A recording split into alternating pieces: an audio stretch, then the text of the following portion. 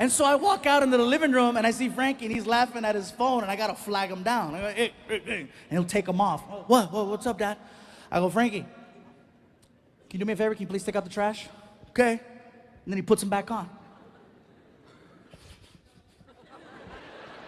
What? Now? I go, yes. Now? When you ask me for a ride, it's because you need a ride when you ask for it, right? Not later. Then he says, where are we going? Just take out the trash. And then he does it. He takes out the trash, but he acts like he's doing me the biggest favor in the world. And he stares me down and he doesn't break eye contact. He's like,